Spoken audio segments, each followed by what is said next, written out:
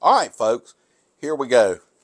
Here is a video of, I've shown you reaction videos, I've shown you cooking videos, I've used my rapier wit trying to amuse y'all, but this is a video of me doing what I do at work. I'm going to be taking a scout troop through the lab that I work at and try to explain to them the benefits of taking care of our natural resources. So I hope y'all enjoy this video. Hang tight, it's going to be a heck of a ride.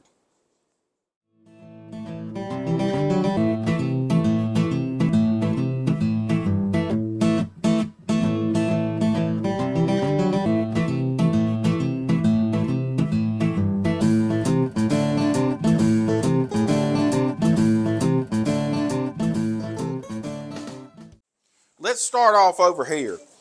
Everything in this lab except for one animal you would find here. And when I get to that one animal, I'm going to tell you about it, okay? But y'all being in Hattiesburg, you'll find it there. One of the things I want to talk about, everybody, we'll start this lesson off with, this is a red-eared slider. It's a water turtle. You see them common in ponds and creeks and stuff like that, but we call him 8-ball. Look, why do we call him 8-ball?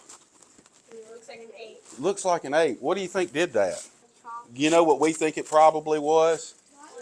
If you ever get a 6-pack of Cokes or a 6-pack of root beer or something like that, and when this turtle is a hatchling, he's real soft. He's about the size of a 50-cent piece, and he could easily get stuck in this middle section of a 6-pack. And over time, this will eventually stretch and break. I had one guy that hypothesized it was from something like this, but this wouldn't have broke off. What is this from? It's a bottle. A bottle of what? It's like a Sunny D. Sunny D, okay. Usually people tell me it's a Gatorade because it's orange, and then I say, what if it was black? And they tell me it was Powerade. But yeah, it could very well be a Sunny D. Same thing with these, and if you got your milk jug, all these things, before you put these in the trash, and we know that you aren't throwing it in the water, but if it gets in the trash and a dog gets in the trash and it gets scattered out on the road and it rains, this stuff can end up going into the stormwater system and end up in a creek and end up getting around wildlife and causing this kind of trouble, okay? So that is a red-eared slider. Let's see, my river cooter, we got rid of the river cooter. Let's see if I can get this musk turtle out without getting bit.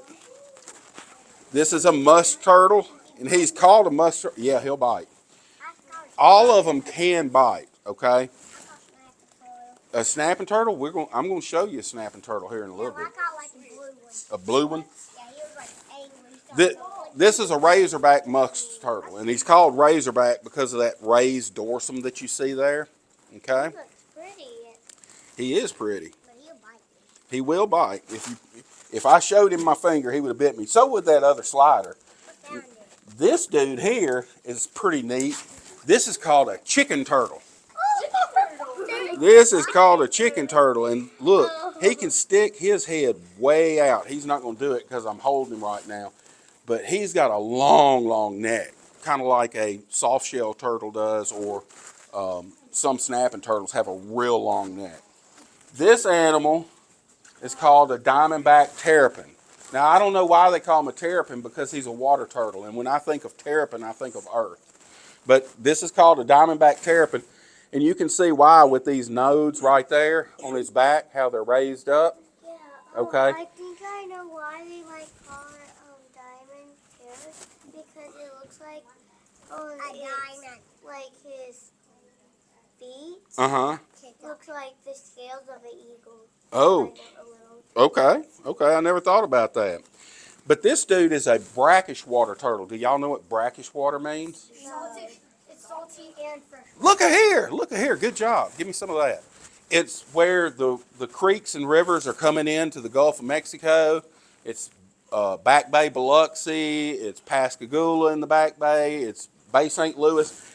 These eggs, we found 5 eggs, and we didn't know what kind of turtle laid them, so we brought them up here and put them in our incubator, and 5 of these dudes hatched out. 4 of them acted like diamondback terrapins ought to act like, and this one We call him Dum Dum is his nickname. Because we'd put fish in there, and he's just like, cool, I got tank mates. He wouldn't eat it. All he'll eat is turtle food.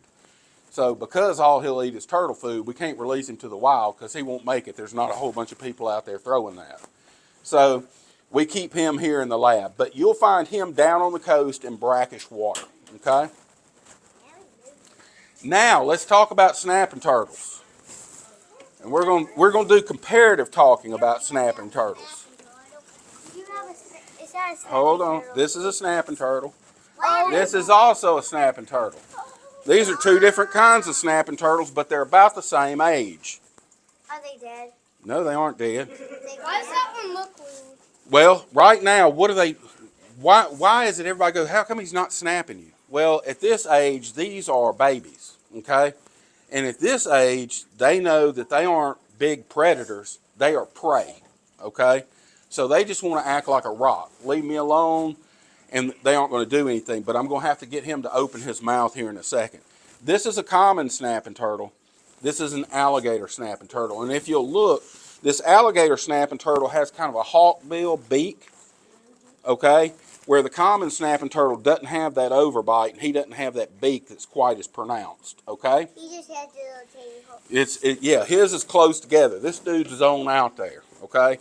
Alligator snapping turtle has much more pronounced ridges than the common does. The common's got ridges, but it's not near as dramatic as the alligator snapping turtles.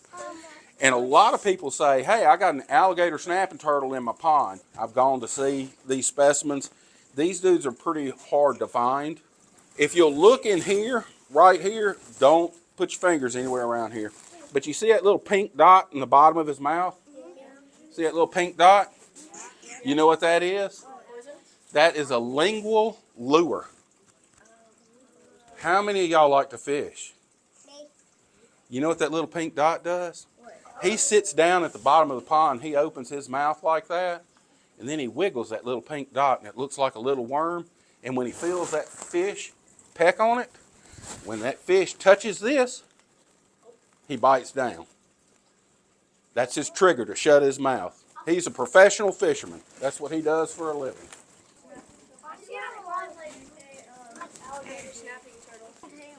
Yeah, he does have a longer tail compared to the common snapping turtle. But why? Is it because It's just his species. They're different species. All right, now what I want y'all to do is everybody move behind this line that you see right here. Move over here to this side. We're going to trade places.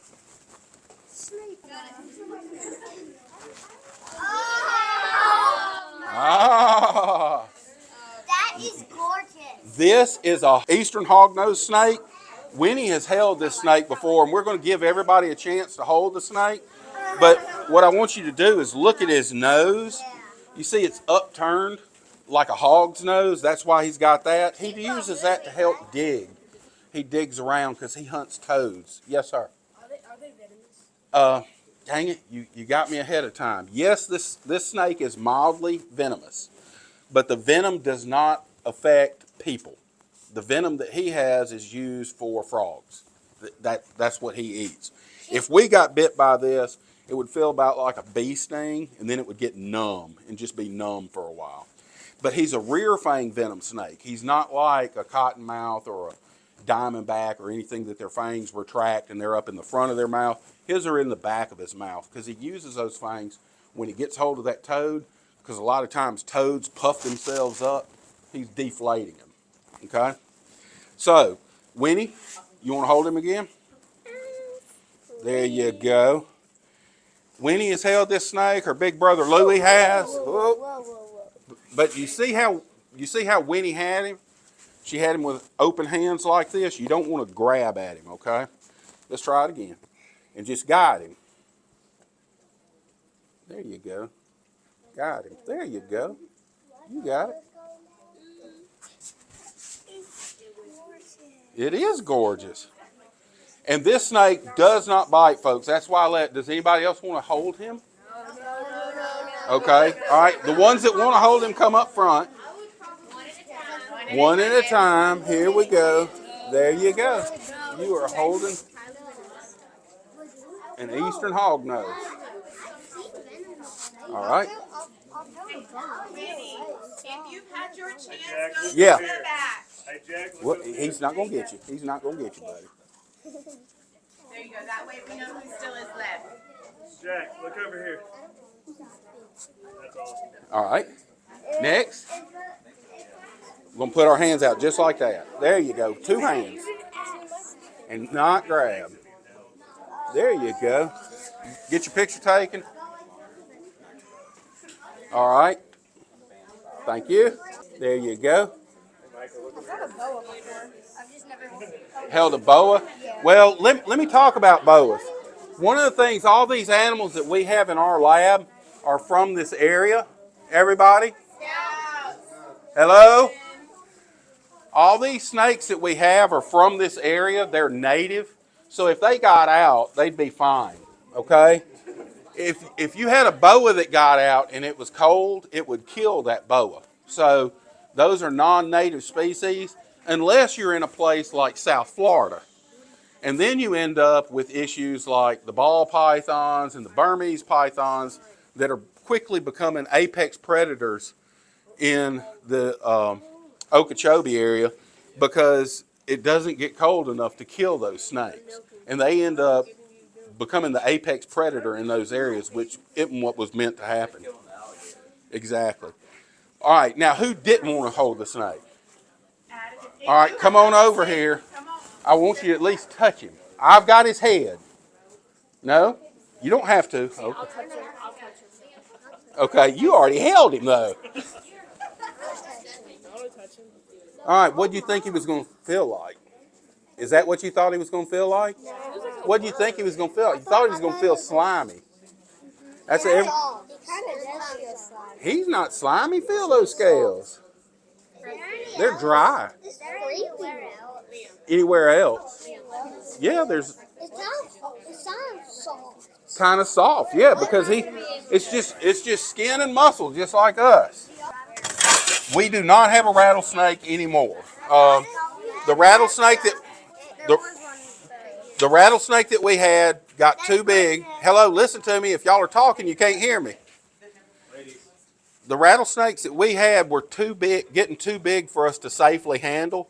So we took our big eastern diamondback rattlesnake up to Jackson to the Natural Science Museum. And that's where our eastern diamondback is now. And the canebrake rattlesnake that we had, we gave back to the original person that collected the specimen. Now this snake is threatened. The U.S. Fish and Wildlife say this is a threatened snake in the state. So he has some fines. If you get caught holding this dude, he's just like trying to get hold of a gopher tortoise. You end up with some pretty steep fines. But this is a black pine snake. No, he is not venomous, but he does try to grab you with every bit he's got. What he'll do, you hear him hissing? What he does, he has a scale that goes over his trachea that he can baffle, okay? And it's like, have y'all ever picked up a blade of grass and put it between your thumbs and blow to get a whistle? Okay, well that's what he's doing with that scale on his trachea. He flips that scale over a little bit and huffs against it trying to scare you away. This is a longleaf pine endemic animal. You know what endemic means? You only find him in the longleaf pine ecosystem. Okay? And the longleaf pine ecosystem, before us Europeans got here, ran from over there in the Carolinas through Georgia, northern part of Florida, Alabama, Mississippi, and all the way to the Mississippi River. There was 98 million acres of longleaf pine ecosystem. How many acres of longleaf pine ecosystem undisturbed do you think is here now? 3 million. 98 million to 3 million. Yes. So when people talk about save the rainforest, we have lost more of our natural forest in the southeast in the longleaf pine ecosystem. Now, one of the things that we do with to help manage this is the same thing that the Native Americans were doing Same thing that the Native Americans were doing for thousands of years before we ever got here. They used fire to run through, prescriptive fire, to keep the longleaf pine system down to, it looked like a prairie out here. It was just grasses about this high with longleaf pine trees, dappled around. Well, 30s, the U.S. Forest Service says all this Forest Service land, nope, all forest fires are bad, we aren't going to have it. Then you end up with what's called southern rough, which is all that thick stuff that, is really, you don't want to try to walk through it because it's so thick. It's yaupon, it's wax myrtle, it's mid-story trees that are up there in the middle. So what we do is we manage with using prescribed fire. Where y'all were out playing by the deer stand, that's what a longleaf pine stand is supposed to look like. Trees and grass is about that tall. You don't want to have it so thick that you can't walk through bushes. You don't want to have to walk through that. Does anybody want to touch this dude? Feel his scales, because what I want you to do is feel his back scale. Feel how rough that was compared to that other snake. Okay? Do you know why it was rough? This is what's called a killed scale snake. He's got a ridge on this scale, and it helps him because he spends most of his time underground. He's an arboreal snake. He spends most of his time in old rotted out pine tree holes, roots, and he's fine. He's fine. He's not going to mess with you. He just feels a whole bunch of hands on him. He doesn't know what to think about this. He's infamous. Infamous, but he's not. And this snake is about 3 years old. These snakes can get to be 6 foot long, and they're big, beefy snakes. All right, we're gonna put him back in. He's wanting to find his way back to his hide. They'll live longer here in the lab because we're feeding them and we're keeping them at the right temperature, and they don't have to deal with the parasites that they will in the wild, and they don't have to deal with the hawks coming to get them and stuff like that. So in the wild, they don't live nearly as long as they do here in the lab. We've looked at, hey, everybody, listen up. This way. We've looked at water turtles. We've looked at snakes. And now we're going to talk about the gopher tortoise. Okay? Oh my goodness, you're so big. The gopher tortoise is a keystone species in the longleaf pine ecosystem. Now, what a keystone is if you've ever looked at a Roman archway, they've got this one stone that's shaped like a V up in the top, and all the other stones are shaped the same way. If you pull that keystone out, all the other stones collapse, and the whole archway comes down. And we call the gopher tortoise a keystone species because they dig burrows that go about 10 foot underground, but they could be 30 feet long to get down to that 10 foot. And there's over 350 different species that use that burrow for protection. So if we lose the gopher tortoise, we could possibly lose that 350 other species. So what we do is over here, if you'll look, these are incubators that we will take the eggs in May when they start laying their eggs. We'll bring the eggs in and we'll put them in the incubators. Female and male. And we can determine what sex they're going to be, female or male, depending on the temperature that we incubate those eggs at. They're temperature dependent. So for 31, 32 degrees, we're going to be making females. That's Celsius. It's not Fahrenheit. They don't use Fahrenheit here in the lab. They're going to be making females. At 28 degrees, you're going to be making males. And it takes males a little longer to come out because you're cooking them slower at a lower temp, just like it would for a pot roast. So the females usually pop out about July and August. The males usually come out. And when they come out, this little dude right here is 2 years old. Okay? He didn't hatch last year. He hatched the year before last. Okay? That looks like And they come out and look. People go, oh, I thought the gopher tortoise was black. Yeah, as they're an adult, they grow up and get bigger. But we keep these things in the lab. Hold on, we aren't going to hold these, okay? We keep these in our gopher tortoise head start out there. And in that head start building, we keep it spring and fall temperatures in there. Because if we let it go to winter temperatures, what happened to the tortoise? Their metabolism slows down. They don't eat. They quit growing. In the summertime, we keep it air conditioned in there, so it's spring and fall temp. Because in the summer, what do? They come out in the morning and eat a little in the morning and then head right back down into the burrow because they're big and black and they absorb the sun and they'll overheat and dehydrate. So that's a 2-year-old. This one is 3. This dude here, when we look at him, you'll see there's a little number we put on him back there. You know, 817. okay, 817. I'm glad you got good enough eyes to see that. I'd have to put these on to see that. 817 is identified for this tortoise, and yeah, you get peed on from time to time in this kind of work.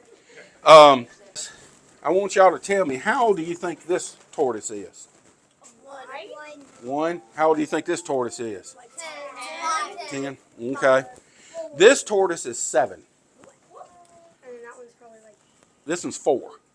What? I knew it. It was nuts. This one's 7. This one's 4. But let me tell you the difference. When we found this one, it was even smaller than it is now. We found this one out in the wild. It was 5. So for 2 years, it's been in the Head Start building growing up. This dude came out of an egg, and in 4 years, we've grown him to this size. How? It looks like a hamburger. Well, you remember what I told you? We keep them in temperature controlled, and we're feeding them year round. Well, in the winter and in the summer, hot heat of the summer and the cold of the winter, they aren't growing. They aren't feeding up like that. So we're able to keep them on a growth pattern for 365 days a year. So that's the deal. Now, I am going to let y'all get your picture taken with Grumpy Rob, okay? That's this one. Grumpy Rob is this one's name. He was born on August the 21st, 2000. And August 21st is my birthday. And the biologist that was here back then, every birthday, if one hatched out, he named it after me. So there's Grumpy Rob, there's Red Rob, there's Fat Rob, there's Bossy Rob, there's all these Robs out there. All right, so if y'all want to hold this, we're going to hold him. You see how I'm holding him? Just like it's a hamburger. Yeah, you're going to hold him like it's a Well, McDonald's hamburger. we're going to hold him with our thumbs up on the upper side, okay? And then what I want is parents to come over here if they want pictures. I want y'all to back up where we're doing it one at a time, and then you'll be able to get your picture taken. All right. Turn around, Winnie. There you go. There you go. I can just take pictures and then put them on the Facebook page. Do you want to do that? Yeah, we'll just do that. All right. Everybody look at me. Look at me. 3, 2, 1. Good one. Okay. All right, Winnie, hop out. Yeah. Turn around. Next to you, whatever. Just find it. This is the... Everybody back up. Everybody back up. Everybody, Everyone's and look, let me tell you something. This is your one chance to be able to hold a gopher tortoise and not get a $100,000 fine, so take it. All right, 3, 2, 1. Good job, bud.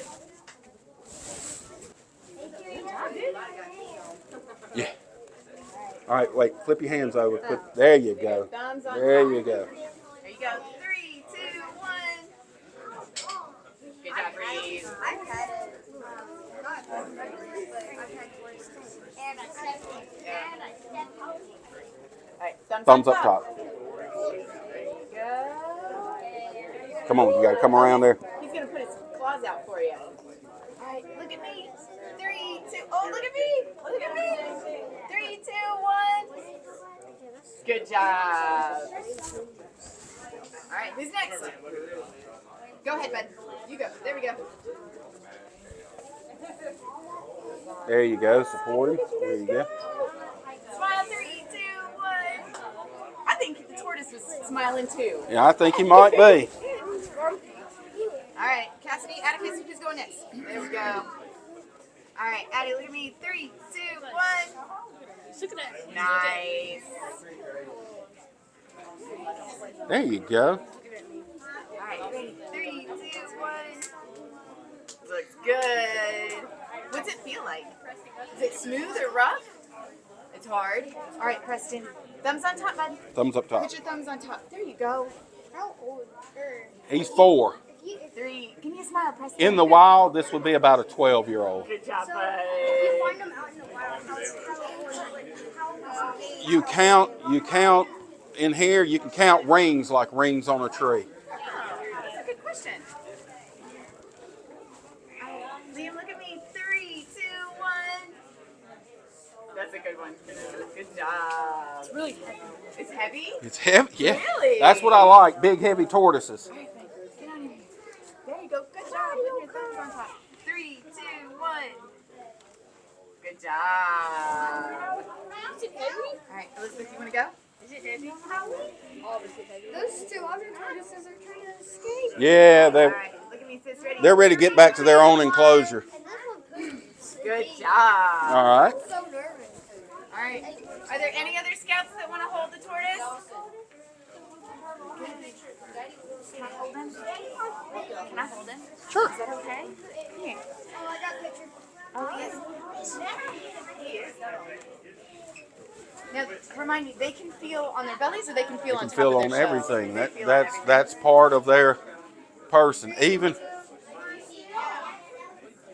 and one of the things that we do to besides the Floyd tag is we notch them and drill them. So they haven't drilled these yet, but that's our identifiers for them. Yeah, and it's a numbering system. If you look over there on the fridge, you'll see the chart. All of these scoots have a numerical value, so you those see are where the called scoots too? yeah you Just see like on an alligator. yep you see where the holes are drilled. Yeah. You add the numbers up, and that's the number, the identifying number of the Cool. torque. Okay, all right. Look, all you got to do is touch him. You turn around, I'll hold him. You touch him. You want to take a picture? You ready to get? Oh, yeah. Sorry. I wasn't sure he was going to do it, but he did. Look at you. Good job, All right, buddy. bud. Look, 3, 2, 1. Good picture. I want to name one of the snakes Mr. Miss- Scaly. Mr. Scaly. We'll call that hog nose Mr. Scaly from now on. All right, folks. That's all, folks.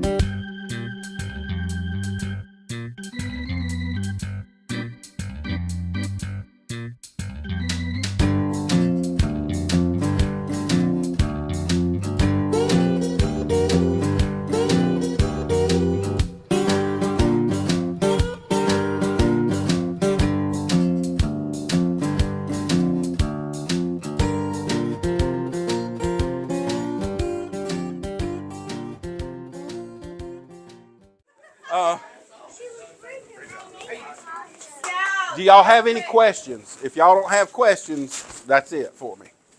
I got a question. Okay. Going back to the incubation and the different temperatures, female and male, does that apply to other reptilians? It applies to alligators and it applies to the gopher tortoise. I don't know about the other species that it applies to. I know frogs can have a morphy kind of thing too. Males are cooler and women are hotter? Yeah, but you know the females are bigger because and they're smarter. You know, they come out and they get going and get a little bit. Us guys are slow, is what I'm saying. There you go. And so how many to how many do you try to... Depends on what kind of year and what area we're going to be taking them to. We'd like to have about 3 to 4 females per bull that's out there in the area. Yes, sir. I'm sorry if I missed this earlier. This center right here, what is it that you guys generally All right. establish? We are the environmental office. I work for the Mississippi Military Department. And what we have to do is we've got a big user agreement with the DeSoto National Forest, the U.S. Forest Service.